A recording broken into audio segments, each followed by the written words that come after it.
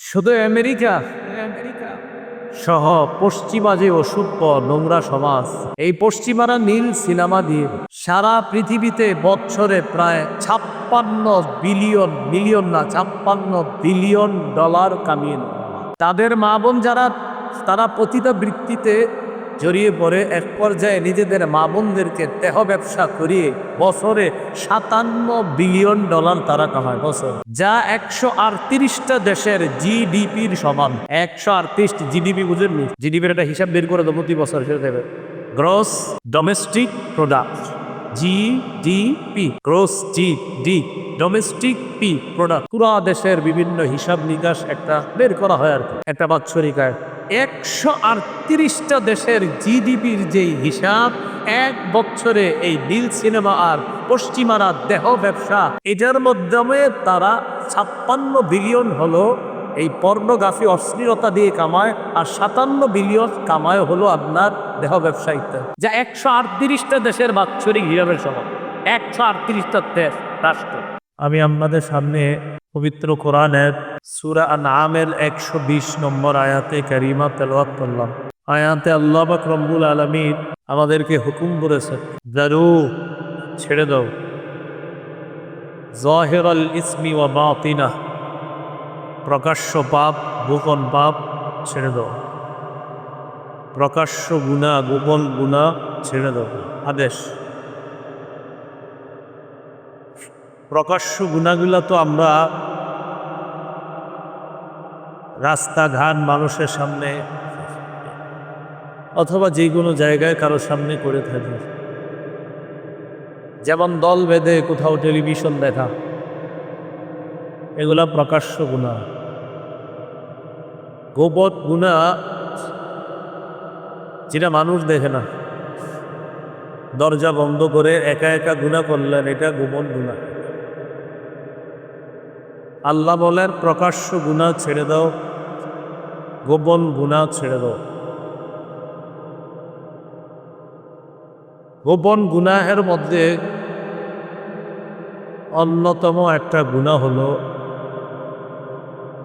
পর্নোগ্রাফিতে তরুণ তরুণীদের আসক্তি হয়ে যাওয়া।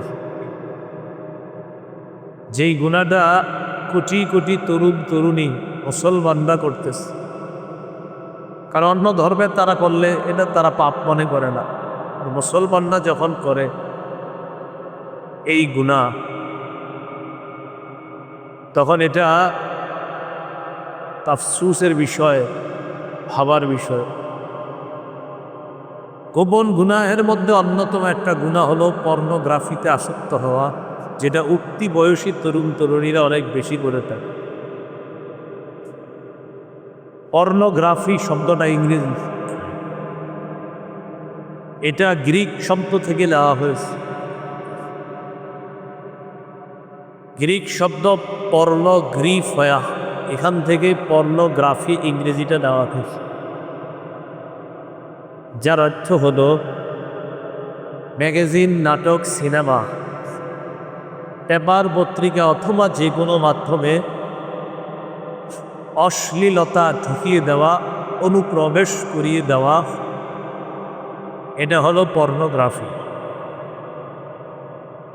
পর্নোগ্রাফির মূল উদ্দেশ্য হলো উলঙ্গ অথবা অর্ধালঙ্গ শরীরের বিভিন্ন অঙ্গ প্রত্যক্ষ প্রদর্শন করে, বিশেষ করে মুসলিম তরুণ তরুণীদেরকে যৌনতায় প্রলুব্ধ করা, এটা হলো পর্নোগ্রাফির মূল উদ্দেশ্য। পর্নোগ্রাফি 1895 সালে সর্বপ্রথম ইউরোপের দুই ব্যক্তি অশ্লীলতা বিস্তৃত পর্ণ সিনেমা নির্মাণ করেছে, রমরমা ব্যবসা করে। তাদের থেকে অনুপ্রাণিত হয়ে ফ্রান্স, আমেরিকা, জার্মান সহ সারা পৃথিবীতে আস্তে আস্তে বিষয়টা ছড়িয়ে গেল। কয়েক বছর আগে রিপোর্ট অনুযায়ী পর্নোগ্রাফি বা অশ্লীলতা প্রচার করার ক্ষেত্রে, এই নীল সিনেমা তৈরি করার ক্ষেত্রে আমেরিকা 1 নম্বর, দ্বিতীয় স্থানে জার্মান। 2017 আগের রিপোর্ট।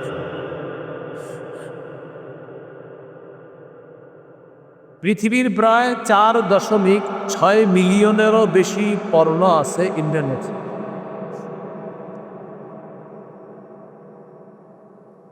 গবেষণায় দেখা যায় প্রতি সেকেন্ডে 2006 রিপোর্ট অনুযায়ী 2006 প্রতি সেকেন্ডে সার্চ ইঞ্জিনে ADULT অ্যাডাল্ট ওয়ার্ড বা অ্যাডাল্ট শব্দটা প্রতি সেকেন্ডে 372 জন মানুষ ইন্টারনেটে লেখে। অর্থাৎ তারা অশ্লীল সিনেমা দেখতে চায় প্রতি সেকেন্ডে 372। 2006 রিপোর্ট। 1969 সালে ইন্টারনেট সারা পৃথিবীতে ব্যাপকভাবে বিস্তার লাভ করেছে। 1993-তে বাংলাদেশে ইন্টারনেটের মোটামুটি পদচারণা শুরু। 1996-তে সবার জন্য ইন্টারনেট ব্যাপকভাবে উন্মুক্ত করে দেওয়া। 2010-11-তে সহজলভ্য করা হয়। 2010-11 থেকেই আমাদের দেশের তরুণ তরুণীরা পর্নোগ্রাফিতে, মাদকাসক্ত যে এর চেয়ে বেশি আসক্ত হচ্ছে পর্নোগ্রাফি। 2012-তে গিয়ে এটা আরো বাড়ছে। 13-তে গিয়ে ক্ষতির মোটামুটি যা হওয়ার হয়ে যায়। 14-15-তে গিয়ে চূড়ান্ত ফলাফল, জীবনটাই এমন অবস্থায় গিয়ে দাঁড়ায় ওই তরুণ তরুণীদের, এক পর্যায়ে পাগলের মতো হয়ে যায়। এটা ছাড়া আর কিছু বুঝে না। যতই বুঝাক তার এটা একটা নেশা, সে শত বলে যে আমি আর এটাতে আর আসক্ত হব না, এরপরে হয়ে যাবে। এটা ওলামায়ে কেরাম বেশি বলতে পারবে, কেন তাদের কাছে এই জাতীয় লোকগুলা হিসাব বলে বিষয় নেই, বলার পর আবার খোঁজ নেয়, আবার এই কাজে জড়িয়ে পড়বে। শুধু আমেরিকা সহ পশ্চিমা যে অসভ্য নোংরা সমাজ, এই পশ্চিমারা নীল সিনেমা দিয়ে সারা পৃথিবীতে বছরে প্রায় 56 বিলিয়ন, মিলিয়ন না, 56 বিলিয়ন ডলার কামিয়ে নেয়। তাদের মা বোন যারা, তারা পতিতা বৃত্তিতে জড়িয়ে পড়ে, এক পর্যায়ে নিজেদের মা বোনদেরকে দেহ ব্যবসা করিয়ে বছরে 57 বিলিয়ন ডলার তারা কামায় বছরে, যা 138টা দেশের জিডিপির সমান। 138 জিডিপি বুঝেননি? জিডিপির একটা হিসাব বের করে দেবো প্রতি বছর, সেটা দেবে gross domestic product, GDP, gross GD, domestic P product. পুরা দেশের বিভিন্ন হিসাব নিকাশ একটা বের করা হয় আর কি, একটা বাৎসরিক আয়। 138টা দেশের জিডিপির যেই হিসাব, এক বছরে এই নীল সিনেমা আর পশ্চিমারা দেহ ব্যবসা, এটার মাধ্যমে তারা 56 বিলিয়ন হলো এই পর্নোগ্রাফি, অশ্লীলতা দিয়ে কামায়, আর 57 বিলিয়ন কামায় হলো আপনার দেহ ব্যবসা ইত্যাদি, যা 138টা দেশের বাৎসরিক হিসাবের সমান। 138টা দেশ, রাষ্ট্র। এখন হ্যাঁ, এই যে গোপন গুণাটা পর্নোগ্রাফি, এটার মূল টার্গেট কিন্তু মুসলমান। মূল টার্গেট, তাদের মূল টার্গেট মুসলমানের চরিত্র ধ্বংস করি। এই পর্নোগ্রাফিতে আসক্ত হওয়ার ফলাফলে কি হয়? 1 নাম্বার ক্ষতি, সবচাইতে উত্তম অবয়বে যে মানুষ আল্লাহ বানিয়েছে, এই মানুষটা একটা বিকৃত রূপ ধারণ করে অমানুষে পরিণত হয় পর্নোগ্রাফির মাধ্যমে, পুরো অমানুষ। আল্লাহ পাক রব্বুল আলামিন সূরা মুমিনের 64 নম্বর আয়াতে বলেন, ওয়াসাওয়ারাকুম ফাআহসানা সুওয়ারাকুম, তিনি তোমাদেরকে গঠন করেছেন, ফাআহসানা সুওয়ারাকুম, তোমাদের গঠনটা কত সুন্দর করেছেন। ঠিক সুবহানাল্লাহ, আমাদের গঠনটা কত সুন্দর করেছেন। যেখানে নাক কান যা দেওয়ার ঠিক সেখানে আল্লাহ নিয়েছে। আল্লাহ বলেন, ইয়া আইয়ুহাল ইনসান মা গাররাকা বিরাব্বিকাল কারীম, ও মানুষ, কিসে তোমাকে সম্মানিত রবের ব্যাপারে ধোঁকা দেয়, প্রতারণা করে। আল্লাযী খালাকাকা, যে তোমাকে সৃষ্টি করেছে, ফাসাওয়াকা, তোমাকে সুগঠিত করেছেন, ফাআদালাকা, সুষম করেছেন, যেইভাবে যা দেওয়া দরকার তা করেছেন।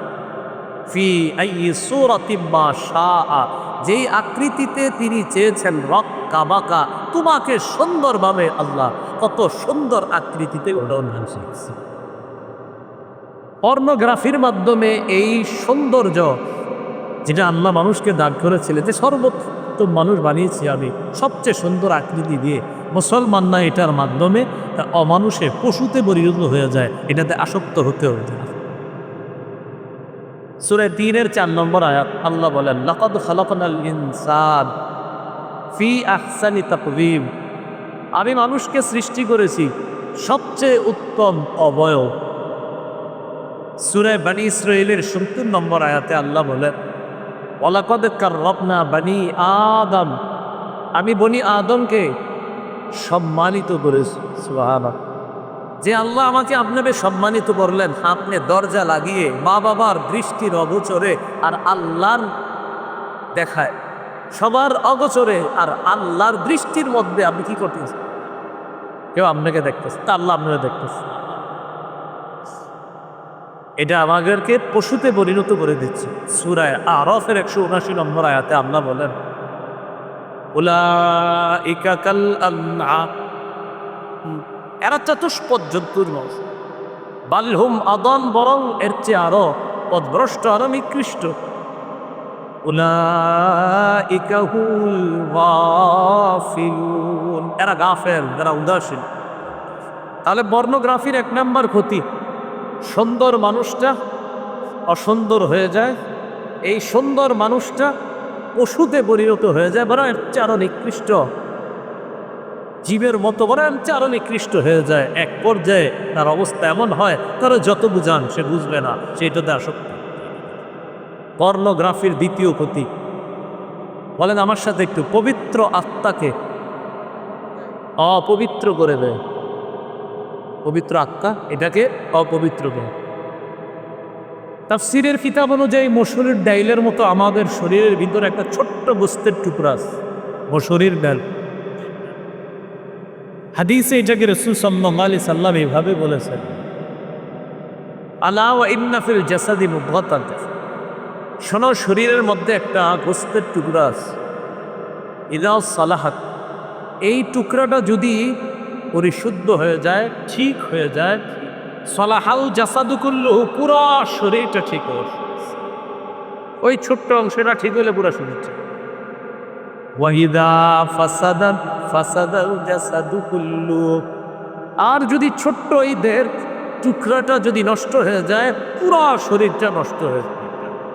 আলা ওয়াহিয়াল কলব, নবী বলেন শোনো, এটা হলো কলব। তাহলে বলো তো, ছোট্ট দেহের ওই টুকরাটার নাম কি? এটা যদি ঠিক হয় পুরা দেহ ঠিক, এটা যদি নষ্ট হয় দেহ নষ্ট। পর্নোগ্রাফির দ্বিতীয় ক্ষতি, পবিত্র আত্মাকে একদম শেষ করে দেয়, অপবিত্র করে দেয়। আর ওটা অপবিত্র হওয়া মানে পুরা দেহ শেষ হয়ে যায়। রাসূলুল্লাহ সাল্লাল্লাহু আলাইহি সাল্লাম বলেন, বান্দা যখন একটা গুনাহ করে, তো বলে কয়টা, নুকিতাত ফি কলবিহি নুকতাতুন সাওদা, তার অন্তরে একটা কালো দাগ পড়ে যায়। ফাইযা হুয়া তাবা ওয়াস্তাগফারা, সে যদি তওবা করে এবং আল্লাহর কাছে ক্ষমা প্রার্থনা করে, ওয়া নাযা, আর গুনাহ থেকে ফিরে আসে, সুকিলা কলবুহু, তার অন্তরটা আবার ঠিক হয়ে যায়। কিন্তু ওয়া ইন যাদা, সে যদি গুনাহ আরো বাড়ায়, কোনো বর্ণনায় জিদা, গুনাহ যদি বাড়তে থাকে বাড়তে থাকে, বাড়তে বাড়তে এক পর্যায়ে এমন হয়, হাত্তা তালু কলবা, ওই কালো দাগ পড়তে পড়তে পড়তে পড়তে পুরা কালো আবরণের নিচে অন্তরটা, কলবটা ঢাকা পড়ে যায়। কলবে ওই আবরণ পড়তে পড়তে পড়তে পড়তে পুরা কালো হয়ে যায়, এই কালোর নিচে এখন কবে, এটাকে বলা হয় মরিচা। বলেন কি বলা হয়? মরিচায় ঢাকা পড়ে যায়। সূরা মুতাফফিফিনের 14 নম্বর আয়াতে আল্লাহ বলেন, কাল্লা বাল রানা আলা কুলুবিহিম মা কানু ইয়াকসিবুন, কখনো নয়, বরং তাদের অন্তরে মরিচা ধরিয়েছে তাদের কৃতকর্ম। তাদের অন্তরে জং ধরিয়েছে, পরিচয় ধরিয়েছে তাদের কৃতকর্ম, তাদের অপরাধ। পর্নোগ্রাফি অন্তরে এমন মরিচা ধরায়, ধরতে ধরতে পুরা কালো আবরণের নিচে পড়ে যায়। এই ব্যক্তিকে যত বুঝান সে আপনার সামনে বলবে বুঝছি বুঝছি, আবার আড়ালে গেলে আবার পর্নোগ্রাফিতে আসক্ত। তাহলে 2 নম্বর ক্ষতি, পবিত্র আত্মাকে অপবিত্রকে। 3 নম্বর ক্ষতি, যৌন বিকৃতি সৃষ্টি। কি বললাম? যৌন বিকার সৃষ্টি। বিকার মানে পাগলামি, এক জাতীয় যৌন উন্মাদনা সৃষ্টি করে পাগল হয়ে যায়, পাগলের মতো হয়ে যায়। হাত দিয়ে জিনা করে, চোখ দিয়ে জিনা করে, কান দিয়ে জিনা করে, এক পর্যায়ে লজ্জাস্থান দিয়ে জিনার মতো ভয়ঙ্কর জিনা লিপ্ত, পাগল হয়ে যায়। সে কি করবে সে নিজেও জানে কি করবে। এই জাতীয় পাপাচার যারা করবে তাদের ঠিকানা জাহান্নাম। সূরা আলিফ লাম মিম আস-সাজদার 20 নম্বর আয়াতে আল্লাহ বলেন, ওয়া আম্মাল্লাযীনা ফাসাকু ফামাওয়াহুমুন নার। যারা পাপাচার করে তাদের ঠিকানা হলো জাহান্নাম। নাউজুবিল্লাহ। তাহলে 3 নম্বর ক্ষতি, যৌন বিকার সৃষ্টি, একদম পাগলের মতো হয়ে যাবে এই ব্যক্তি। 4 নম্বর ক্ষতি পর্নোগ্রাফির। বলেন জিনার দিকে নিয়ে যায়। কিসের দিকে নিয়ে যায়? জিনার দিকে।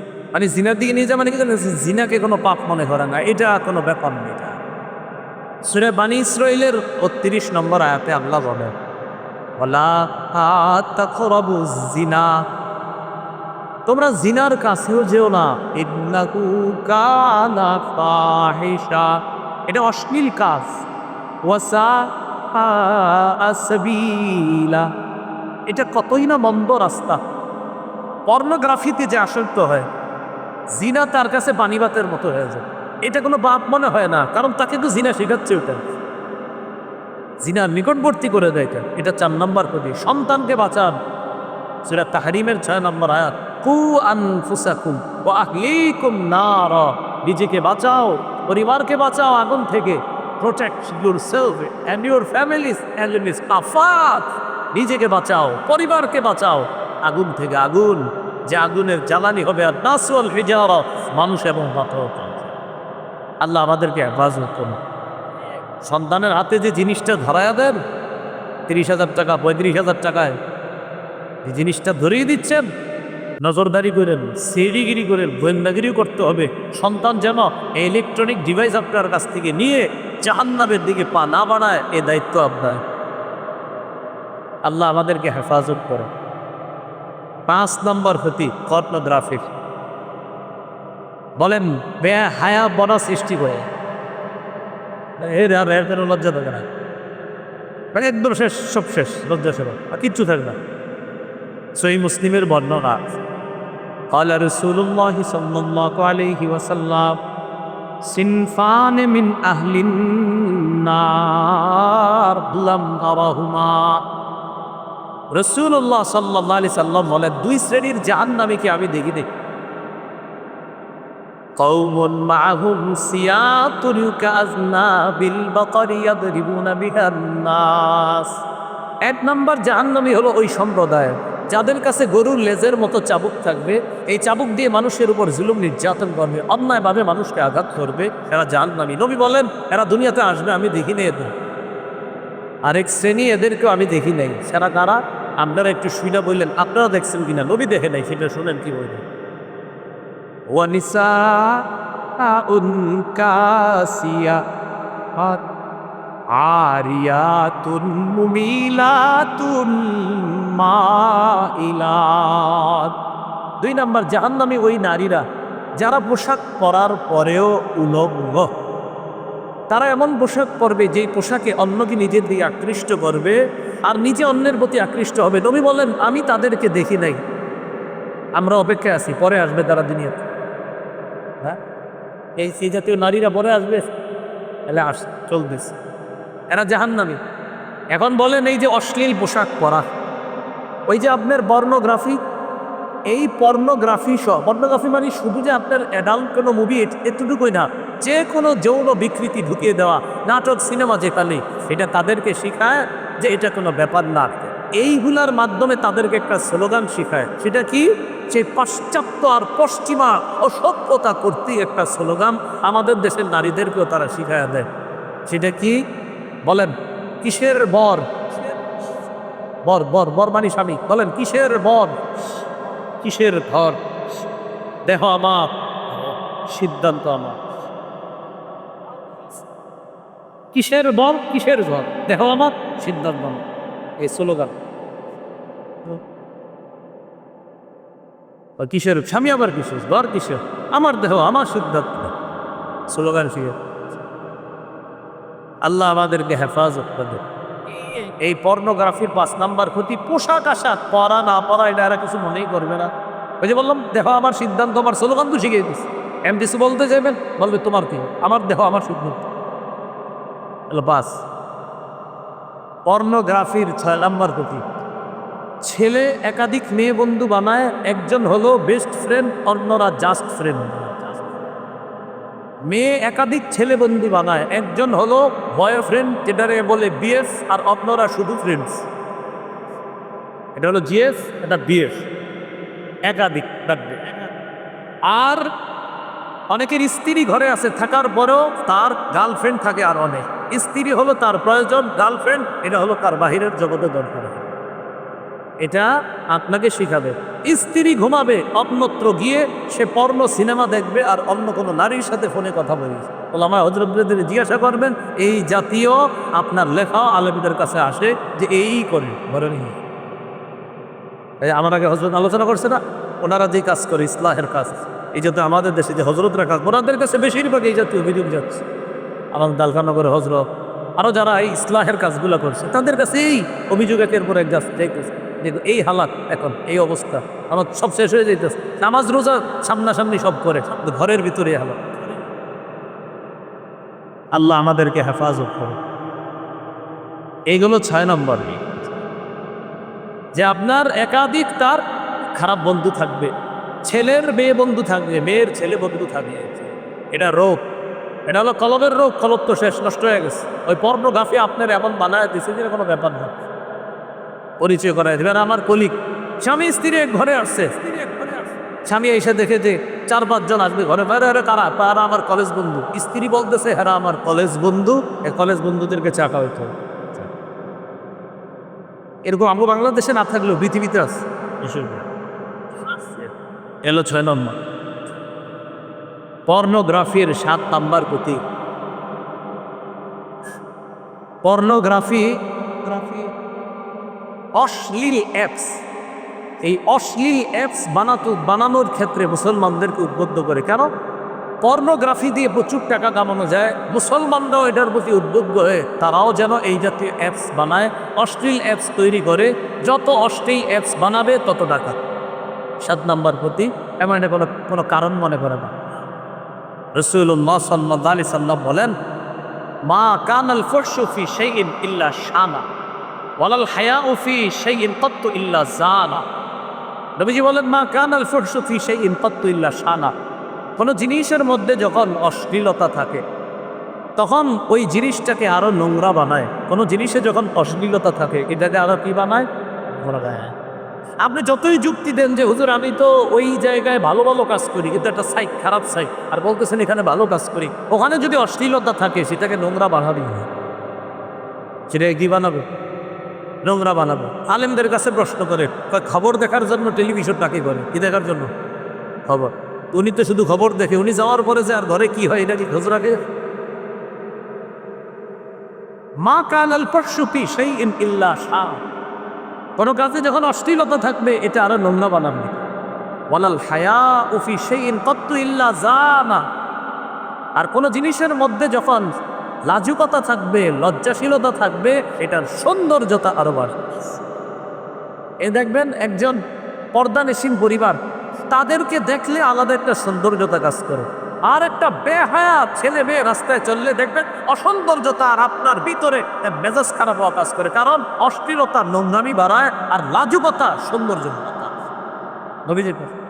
নবীজির কথা, লাজুকতা সৌন্দর্য বাড়াবে, অশ্লীলতা এটাকে নোংরা করবে। যদিও বুঝায় যে দেখো আমার সিদ্ধান্ত আমার, ও যে নোংরামি করতেছে এটা আসলে ও বুঝতেছে কিন্তু আসলে ও ওই সমাজরে বুঝাইতেছে আমি কিছু, এও কিন্তু বুঝে এ যে খবিস পার্কা কাম করে এটা সেও বুঝে। এগুলো 7 নাম্বার। তাহলে অশ্লীল অ্যাপসের প্রতি উদ্বুদ্ধ করে, এটা হলো 7।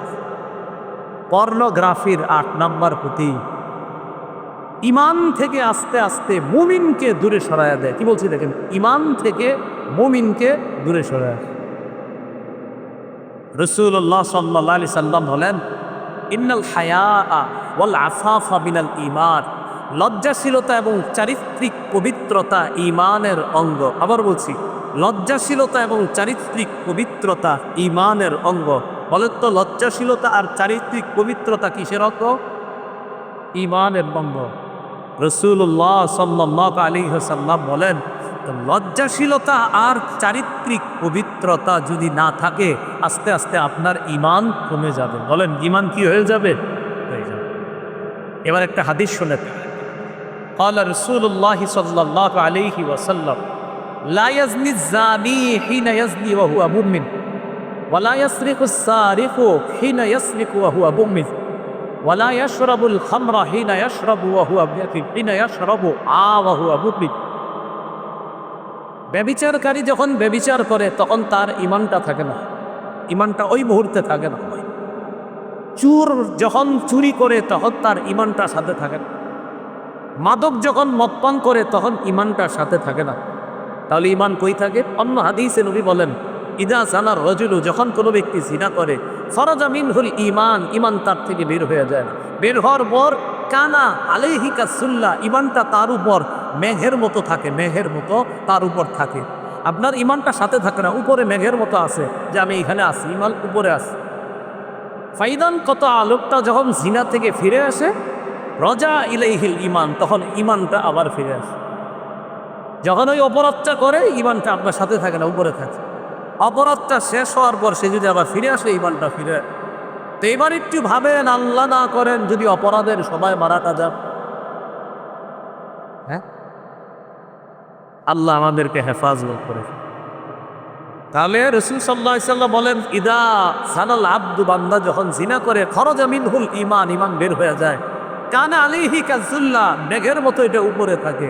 ফাইদান কাতা, যখন সে এটা থেকে বিচ্ছিন্ন হয়ে পৃথক হয়ে আসে, রজা ইলাইহিল ঈমান, ঈমানটা তার দিকে আবার ফিরে আসে।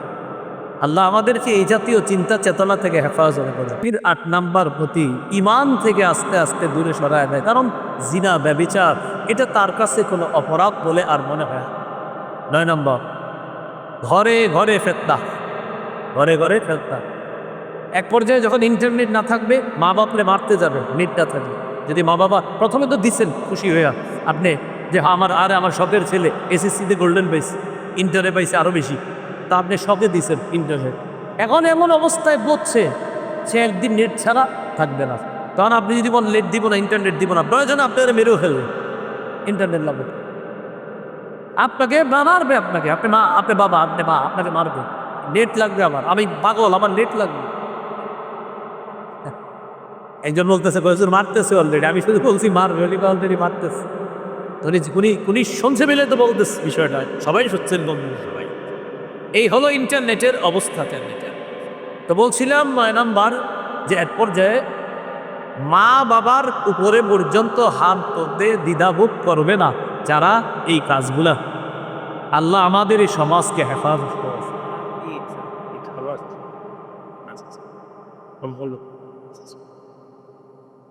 তো 9 নাম্বার যে ক্ষতিটার কথা বলতেছি আপনার, 9 নাম্বার, ঘরে ঘরে ফিতনা।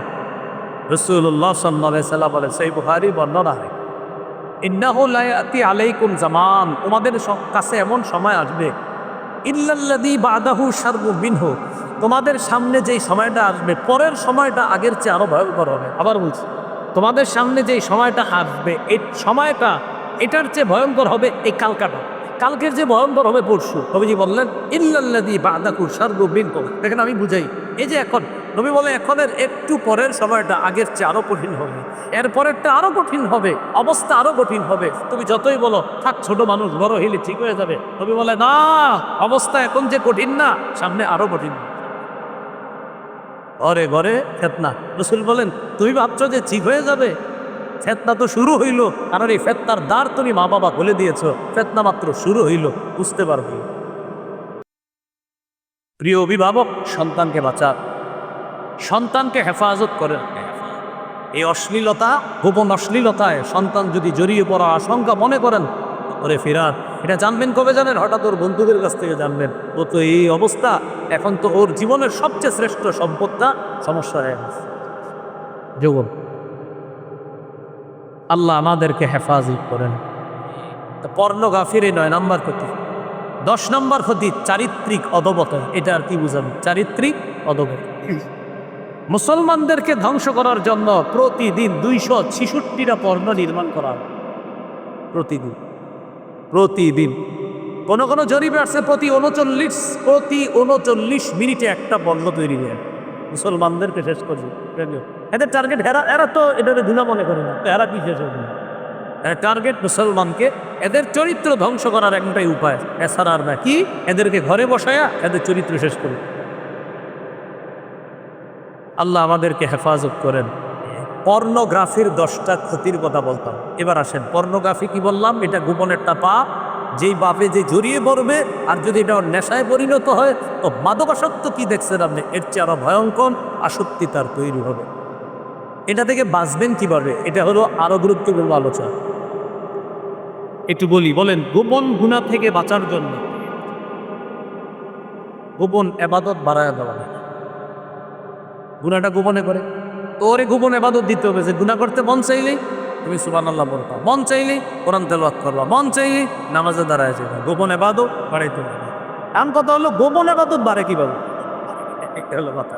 প্রথম কথা, গোপন অশ্লীলতা থেকে বাঁচার জন্য গোপন ইবাদত। হুজুর জানতে চাই গোপন ইবাদতটা বাড়ানো কেমনি, এটা একটু বলেন। গোপন ইবাদত বাড়ানোর কয়েকটা উপায় আমি বলে দিচ্ছি, একটু মন দিয়ে স্মরণ রাখবেন। আল্লাহ সকলকে স্মরণ রাখার তৌফিক দান করেন। অন্তত কিছু মনে থাকবে আশা করি। গোপন ইবাদত বাড়ানোর 1 নম্বর উপায় অন্তরের ইবাদতে মনোযোগ দেওয়া। বলেন কিসে মনোযোগ দেওয়া? মনোযোগ দেওয়া। অন্তরের ইবাদত কি জিনিস? অন্তরের ইবাদত হলো এক কথা, একটু আমার সাথে বলেন কলব থেকে কলুষতা দূর করে, অশ্লীলতা বের করে, কুচিন্তা বের করে অন্তরের মধ্যে তাকওয়া পয়দার কথা। তাহলে সমস্ত কলুষতা বের করতে হবে, আল্লাহর ভয়ে ঢুকাইতে হবে, অন্তরের ইবাদতে মনোযোগ দিতে হবে। রাসূলুল্লাহ সাল্লাল্লাহু আলাইহি সাল্লাম বলেন, খায়রু দীনিকুম আল ওয়ারউ, তোমাদের সবচেয়ে উত্তম দিন হলো তাকওয়া। যার যত বেশি তাকওয়া সে তত বেশি দিনদার। যার যত বেশি তাকওয়া সে তত বেশি। এখন এইখানে আমরা যারা আছি, কে কত বেশি মুত্তাকি আসলে কেউ জানি না। আসলে যার কলবে সবচেয়ে বেশি তাকওয়া, এখানে এমনও লোক থাকতে পারে যে লোকটা আমাদের চেয়ে সবচেয়ে বেশি হারাম থেকে বাইচা থাকে, যেটা আমি আপনি জানি না। এই লোকটা সবচেয়ে মুত্তাকি, কারণ সে হারাম খায় না, হারাম উপার্জন করে না, হারাম পোশাক পরে না, হারাম ধরে না, হালাল কম পাইলে সেটাই খায়, হালাল পোশাক পাইলে সেটাই পরিধান করে, হালাল উপার্জন কম হয় সেটাই সে গ্রহণ করে। হারাম সে ভুলেও বলেও না, শোনেও না, করেও না, পেটেও ঢুকায় না, উপার্জনও করে না। এই লোকটাকে আমি আপনি চিনি না, কিন্তু আল্লাহ রাসূল সাল্লাল্লাহু আলাইহি সাল্লাম বলেছেন, তিরমিজির বর্ণনা 2305 নম্বর হাদিস। এই হাদিসে আল্লাহ রাসূল বলেন, ইত্তাকিল মাহারিমা তাকিল আবাদান নাস, হারাম থেকে বাঁচো, মানুষের মাঝে সবচেয়ে শ্রেষ্ঠ আবেদ আল্লাহর ওলি হয়ে যাবে। তারে আমি আপনি চিনি না, এরকম হইতে পারে যে ওই লোকটা আসলে অনেক পরহেজগার, ওই লোকটা হারাম থেকে বাঁচে, যার এই এলাকাবাসীও চিনে না, অথচ লোকটা এলাকায় থাকে। তো বলছিলাম অন্তরে তাকওয়া পয়দা করা, অন্তরের ইবাদতে মনোযোগ দেওয়া। ওমর ইবনে আব্দুল আজিজ রাহমাতুল্লাহি আলাইহি প্রতি জুমার দিন মিম্বরে দাঁড়ায় বলতেন, আইয়ুহান নাস আসলিহু আখিরাতাকুম ইউসলিহিল্লাহু লাকুম দুনিয়াকুম, তোমরা তোমাদের আখিরাত সাজাও, আল্লাহ তোমাদের দুনিয়া সাজায় দিবে। আখিরাত পরিশুদ্ধ করো, আল্লাহ তোমাদের দুনিয়া পরিশুদ্ধ করবে। আমরা বলি দুনিয়া সাজাই আখিরাত হারাই। আসলে এখন থেকে আমরা বলবো আখিরাত সাজাই দুনিয়া কামাই। আখিরাত সাজান, দুনিয়া আল্লাহ দিব। তো ওমর ইবনে আব্দুল আজিজ বলে, নাসলিহু সারাইরাকুম, তোমাদের ভিতরে যে খারাপ জিনিসগুলো আছে এগুলো পরিশুদ্ধ করো। ইউস্তিহিল্লাহু লাকুম আলানিয়াতাকুম, আল্লাহ তোমাদের বাহ্যিক অবস্থা পরিশুদ্ধ করে পরিপাটি করে দেবে। 2 নাম্বার, গোপন ইবাদতে অভ্যস্ত হওয়ার 2 নাম্বার উপায়, বলেন আমার সাথে, অন্তর থেকে সৎ আমলের নিয়ত বেশি বেশি করা, দিল থেকে খালি বেশি বেশি নেক আমলের নিয়ত করা। সহিহ মুসলিমের বর্ণনা 1909 নম্বর হাদিস, রাসূলুল্লাহ সাল্লাল্লাহু আলাইহি সাল্লাম বলেন, মান সাআলাল্লাহ শাহাদা বিসিদকিন, যে ব্যক্তি দিল থেকে শাহাদাত কামনা করে, শহীদ হওয়া কামনা করে। কারা কারা দিল থেকে শহীদ হইতে চান? রেডিমেড হাত তোলা নাকি আসলে? এটা কিন্তু রেডিমেড, আর এটা আসলে। রেডিমেড কোনটা? জি ইনশাল্লাহ, মানে বুঝায় যে সবাই কইছে আমিও কইলাম, এরকম না, বাস্তবিক। রাসূলুল্লাহ সাল্লাল্লাহু আলাইহি সাল্লাম বলেন, কেউ যদি দিল থেকে শাহাদাত কামনা করে, বাল্লাগাহুল্লাহু মানাজিলাশ শুহাদা ওয়া ইন মাতা আলা ফিরাশিহি, সে যদি তার ঘরের বিছানায়ও মারা যায়, আল্লাহ তাকে শহীদদের মর্যাদা দিয়েছে। ওই যে নিয়ত দিল থেকে করছে, নিয়ত দিল থেকে। গোপন ইবাদতে অভ্যস্ত হওয়ার 2 নম্বর উপায়, দিল থেকে যে কোনো আমলের নিয়ত ভালোভাবে করলেন। আমি আর পর্নোগ্রাফি দেখবো না, কঠিনভাবে নিয়ত করতে হবে যে আমি এটার বিপরীতে জিকির করবি, আমি সুবহানাল্লাহ পড়বো, ইবলিস আমারে জ্বালাইলে আমি ইবাদত করবো, এরকম নিয়ত করতে হবে। 3 নম্বর, বলেন গোপনে বেশি বেশি দোয়া করা। দরজা বন্ধ করে ভিতরে বসে রয়েছেন, এই মুহূর্তে ইবলিস কয় গুনাহ করো, সমস্যা নেই, আপনি আল্লাহ পাক সালাম, আল্লাহ ও আমরা জ্বালাইতেছে, আপনি আমারে ফিরান, আপনি আমারে ফিরান। অন্তত যতক্ষণ বলতেছেন ততক্ষণ তো গুনাহটা করতেছেন, আল্লাহ আপনি আমারে ফিরান, ও আমারে জ্বালাইতেছে, ও জ্বালাইতেছে, আপনি আমারে ফিরান, দোয়া করেন দুবার। সূরা আরাফের 55 নম্বর আয়াতে আল্লাহ বলেন, উদউ রাব্বাকুম তাদাররুআ ওয়া খুফিয়া, তোমরা তোমাদের রবকে ডাকো তাদাররুআ, বিনীত হয়ে, ওয়া খুফিয়া, এবং চুপিসারে। রবকে ডাকো বিনীতভাবে এবং চুপিসারে। 4 নাম্বার, বলেন গোপনে জিকির করা। তাহলে 1 নাম্বার কাম করলে কি ইবলিস জ্বালাইতেছে, এই দেখ নাটক দেখ, সিনেমা দেখ, আপনি আল্লাহ আবার জ্বালাইতেছে, কি করুন? এরকম দোয়া করার পর দোয়া থামছে, এবার এসে আবার জ্বালাইতেছে। এবার আপনার চতুর্থ কৌশল, গোপনে জিকির করবেন, সুবহানাল্লাহ সুবহান সুবহান, ওই যে ও জ্বালাইতেছে, তাপে সুবহান সুবহান সুবহান সুবহানাল্লাহ শুরু করবে, করতেছেন, এবার আস্তে আস্তে আস্তে আস্তে আস্তে আস্তে ওই বিষয়টা মাথা থেকে আস্তে আস্তে চলে যাবে। এইভাবে গোপনে জিকির করা।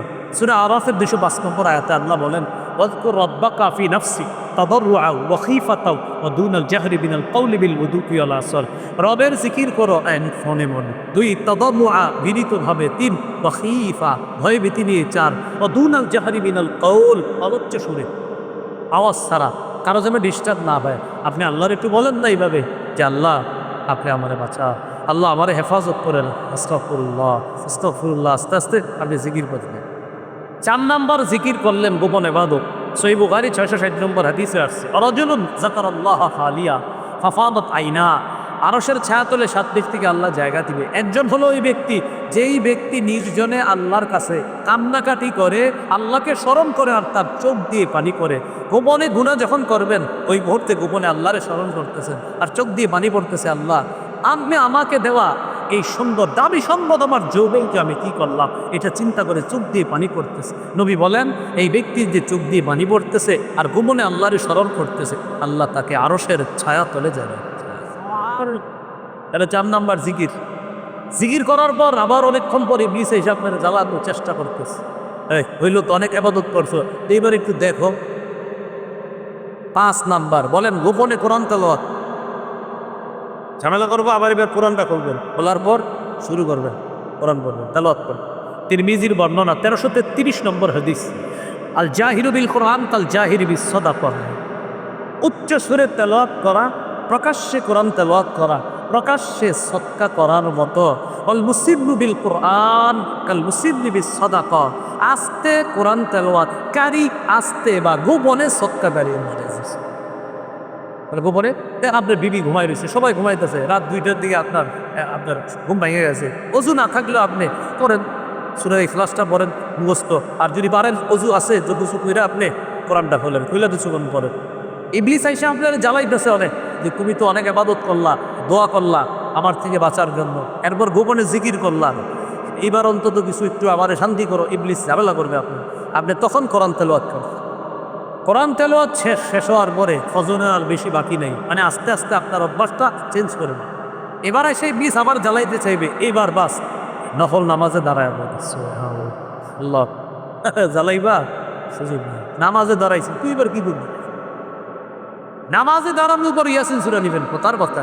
যদি দেখেন যে ওটা কাম না, আরো বড়টা পারলে ওটা নিবেন, ইচ্ছে কইবেন আমি যতক্ষণ না ইয়াসিন সূরা শেষ না হবে রুকু সিজদা দিতেছি না, জ্বালাইলে লাভ হবে না, ভাগো ভাই। আপনি নামাজে দাঁড়াইবেন তো, নামাজ তো যতক্ষণ পড়বেন ততক্ষণ তো আর আপনি গুনাহ করতেছেন, তা আপনি নামাজে দাঁড়াইবেন। রাসূলুল্লাহ সাল্লাল্লাহু আলাইহি সাল্লাম বলেন, সালাতুর রাজুলি তাকাব্বুআন হাইসু লা ইয়ারাহুন নাস তা'দিলু সালাতাহু আলা আয়ুনিন নাসি 25। একদম সোজা অনুবাদটা বুঝেন। এই ব্যক্তি দেখেন সবাই, এই ব্যক্তি একবার গোপনে নফল নামাজ পড়া আর আমাদের সামনে 25 বার পড়া, একবার গোপনে কইরা যে সওয়াব আমাদের সামনে 25 বারে সেই সওয়াব। মানে বরাবর গোপনে একবার পড়ছে আর আমাদের সামনে 25 বার। আগে আপনারা আবার যারা গোপনে নামাজ পড়েন না, যেমন কথার কথা জুমার দিন সালাম ফিরামে পড়ে তো কয় দৌড় দিছেন গা, কয় আপনি খতিব সাহেব বলছে সুন্নত মুখ ঘরে গিয়া পড়া উত্তম। মাশাআল্লাহ পড়ছেন নি? না পড়িনি। এটা আমার কেমন হলো? সুন্নত ঘরে পড়া উত্তম ছিল, আপনি পড়ছেন নি, তো আপনি পরে ভাই আপনি মসজিদি করেন, আপনি আমার সামনে 25 বারই করুন, কারণ আপনি তো বসায় গিয়া পড়েন না, আপনি মসজিদি করেন। তো যাই হোক, গোপন ইবাদত নফল নামাজ পড়া। তিরমিজির বর্ণনা 3579 নম্বর হাদিস। যুবক ভাইরা হাদিসটা মন দিয়ে শোনেন, আল্লাহর সাথে সম্পর্ক কায়েম করেন। সাধারণত এই গুনাহগুলো রাতের বেলায় সংগঠিত হওয়ার সম্ভাবনা থাকে বেশি। আপনি ইবাদতে দাঁড়ায় যান। নবী বলেন, আকরাবু মা ইয়াকুনুর রাব্বু মিনাল আবদ। আল্লাহ আর বান্দা সবচেয়ে কাছাকাছি, বান্দা আল্লাহর সবচেয়ে কাছাকাছি বলছে ফরজ ইবাদতের মাধ্যমে। এরপর যে ইবাদতের মাধ্যমে বান্দা আল্লাহর কাছে পড়ে সেটা হলো ফি জাওফিল লাইলিল আখির, শেষ রাতের তাহাজ্জুদের মাধ্যমে বান্দা আল্লাহর সবচেয়ে কাছাকাছি আসছে। আপনি তাহাজ্জুদে দাঁড়ায় যান। নবীজি বলেন, ফাইন ইসতাতাতা আন তাকুনা মিম্মা ইয়াযকুরুল্লাহ ফি তিলকা সাআত ফাকুন। ও আমার উম্মত, ওই সময়ে যারা যারা আল্লাহর ইবাদত করে, তাহাজ্জুদ করে, আমি নবীর আশা তুমিও তাদের অন্তর্ভুক্ত হয়ে যাও।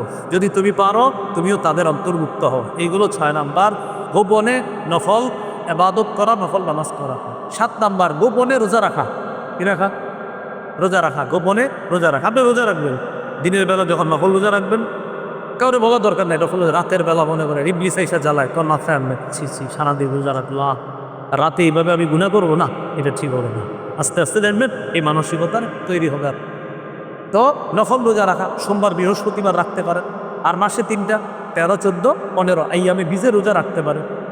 আর দাউদ নবী রোজা এটাও রাখতে পারেন। একদিন রোজা রাখতেন, একদিন রাখতেন না, একদিন রাখতেন, আরেকদিন রাখতেন না, আবার রাখতেন, আবার রাখতেন না, এইভাবে রাখতে পারেন। আমাদের নবীজি বৃহস্পতিবার রাখতেন। কেন? সোমবারে তার জন্ম, এই জন্য রোজা রাখতেন। সোমবার বছরে একদিন নাকি তো রসুল প্রতি সাপ্তাহিক জন্মদিনে রোজা রাখতেন। আপনি দি বছরে কি জানি করেন, কথার কথা আপনার তো বই নেই। আচ্ছা, বছরে একদিন কি জানি করে, অথচ রসুল প্রতি সোমবার রোজা রাখতেন। কেন? জন্মদিন। রসুল প্রতি সোমবার রোজা রাখতেন। আরেকটা কি? সোমবার বৃহস্পতিবার আমল নামা আল্লাহর কাছে পৌঁছে যায়। আমি নবী চাই রোজা অবস্থায় যেন আমার আমল নামা আল্লাহর কাছে বেশ করা, এইভাবে ইবাদত করা হয়। তাহলে 7 নাম্বার নফল রোজা রাখা গোপনে। 8 নাম্বার গোপনে আল্লাহর কাছে কান্নাকাটি করা। একটু গোপনে কাঁদবেন, চোখের পানি ছাড়বেন। মাছির মাথা, যে মাথাটা ছোট্ট মাথাটা, এই মাথা পরিমাণ পানিও যদি চোখের কোনায় উকি দেয়, নাকের এখানে আসে না, খালি কোনায় উকি দিচ্ছে, খালি কোনায়। নবীজি বলেন, লা ইয়ালিজিন নারা রাজুলুন বাকা মিন খাশিয়াতিল্লাহ হাত্তা ইয়াউদাল লাবানু ফিদ দারহি। গরুর ওলান থেকে দুধ বের হওয়ার পর দুধ ওলানে ফিরে যাওয়া যেমন অসম্ভব, আল্লাহর ভয়ে চোখের পানি ফালানোর মন ওই ব্যক্তিরও জাহান্নামে যাওয়া কসম। আনন্দ রাতে উঠে ঢুকার না, যখন ওই যে ঝামেলাটা করবে ইবলিস, চোখের পানি ছেড়ে ছেড়ে কাঁদতেন, আল্লাহ আমি ভুল করছি, তুমি আমার আসে মাফ করো, আল্লাহ আপনি আমার ফিরে আনেন এই সত্য। 9 নাম্বার বলেন গোপনে সদকা করা। গোপনে কি করা? সদকা করা। রাসূলুল্লাহ রাসূলুল্লাহ সাল্লাল্লাহু আলাইহি সাল্লাম বলেন, সাদাকাতুস সিররি তুতফিউ গাদাবার রাব্বি। গোপন সদকা আল্লাহর রাগকে নিভায়া দেয়। গোপন সৎকা আল্লাহর রাগকে মিলিয়ে দেয়। এখন চিন্তা করবেন, আমি তো আল্লাহকে অনেক অসন্তুষ্ট করছি গুনাহের মাধ্যমে, গোপনে গোপনে কিছু সৎকা হলে। এখন এই মাদ্রাসা মাশাআল্লাহ মাত্র 21 দিন হয়েছে, তো মাদ্রাসাটার সূচনা হয়েছে। কথার কথা, আজকে অনেকে দান করবে লেগেছে, অনেকে আছে লেখার নেই। আপনি এরকম পারেন, কিন্তু এই মাদ্রাসার কাউরে বলতে হবে না। একটু দান বাক্স বা কিছু থাকলে, বা অফিসে মনে করেন হুজুর আছে, হঠাৎ একদিক দিয়ে আপনি এটা কিছু লিখে ওখানে দিয়ে গেলেন, আমি এক আল্লাহ বান্দা, মাদ্রাসায় টাকাগুলো দিয়ে দিলেন। আপনি নামও লেখা লাগবে না, আমি আল্লাহর বান্দা, বাস দিয়ে দিলাম। এই যে গোপনে আপনি সৎকাটা করে দিবেন, নবীজি বলেন আন্তার রাগকে নিভায়া দেয়। বলুন 10 নম্বর, চুপে চুপে এতিম আর বিধবাদের সাহায্য সহযোগিতা খান। এতিম মাদ্রাসা এতিমরাজ, এদের খোঁজখবর নিতে পারেন আপনি, কাউরে বলা দরকার নেই। আপনি চুপে চুপে এই মাদ্রাসায় এসে এতিমদের খোঁজখবর নিলেন, কেউ জানাও দরকার না, আপনি খোঁজখবর নিলেন। একজন হুজুরে বললেন, হুজুর এখানে কতজন এতিম আছে? ঠিক আছে, আমি 5 জন এতিম রে, আমি একটু এই মাসে এটা খাওয়াইতে চাই, এটা দিতে চাই। হুজুর আপনি কাউরে বলা দরকার নাই, বাস আমার নামও বলা দরকার নেই, বলে দিলেন। সহিহ বুখারীর 5353 নম্বর হাদিস, 5353 কত হয়? 5353। আস-সাঈ আলাল আরমিলা ওয়াল মিসকিন কাল মুজাহিদি ফি সাবিলিল্লাহ আবিল কাইমিল লাইল আস-সাইমিন নাহার। যে ব্যক্তি এতিম, মিসকিন, বিধবাদের সহযোগিতা করার জন্য চেষ্টা চালায়, তার 3টা উত্তর। সে কেমন যেন আল্লাহর রাস্তায় জিহাদ করে। 2, সে কেমন যেন সারা রাত নফল নামাজ করে। 3, সে কেমন যেন সারাদিন নফল রোজা রাখে। গোপন ইবাদত এইভাবে বাড়ায় দেন আপনি, গোপনে গোপনে খোঁজ নেওয়া। 11 নম্বর, গোপনে এলেম চর্চা করা। আপনি গোপনে গোপনে ইন্টারনেটে খারাপ খারাপ জিনিস পড়েন। কথার কথা, খারাপ খারাপ কিছু পড়তে আপনার ভালো লাগে, আপনি আজকে থেকে এই পড়াটা পায়া কোরআন হাদিস করে পাল্টাই দিবেন। যে তুমি আমারে জ্বালাও এই সমস্ত বড়া দিয়া, ঠিক আছে, আমিও দেখাই দিব কোরআন হাদিস বইরা। কি বলেন? ইনশাল্লাহ, যে কোরআন হাদিস বইরা আমি দেখাচ্ছি। সালফে সালিহিন বলেন, আল ইলমু সালাতুস সিররি ওয়া ইবাদাতুল কলব। আমাদের পূর্বসূরীরা বলেন, এলেম হলো গোপন নামাজের মতো এবং অন্তরের ইবাদত। সুবহানাল্লাহ। এই জন্য সঠিক বিদ্যা আপনাকে ওই সঠিক বিদ্যাটা আপনাকে ওই জাতীয় অশ্লীল লেখাপড়া থেকে আপনাকে বাঁচাবে ইনশাআল্লাহ।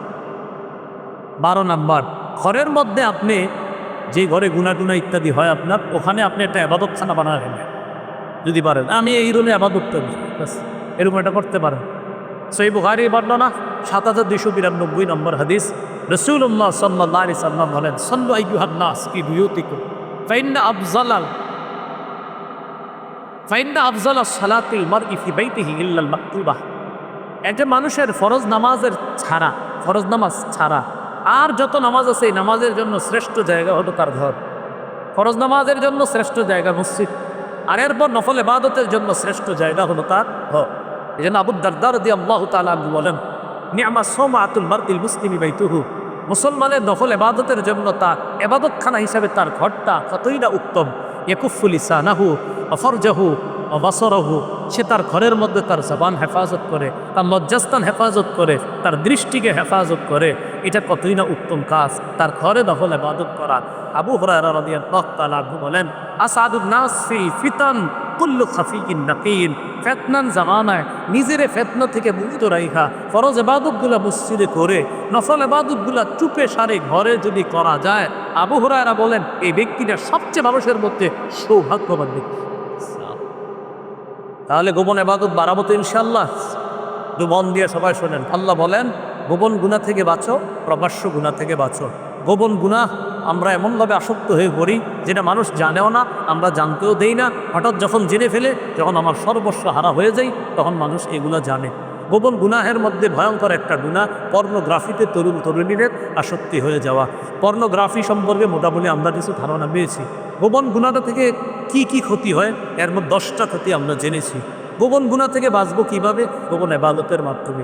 গোপন ইবাদত কিভাবে করব? 12টা উপায় বলে দিলাম। এই 12টা উপায়ে আপনি গোপন ইবাদত বাড়ানোর চেষ্টা করবেন। সর্বশেষ কথা হলো, এখন যেটা বলবো সেটাও ইনশাল্লাহ সবাই মানবে। বলেন ইনশাআল্লাহ। দুই হাত তুলে সবাই দেখার ইনশাআল্লাহ।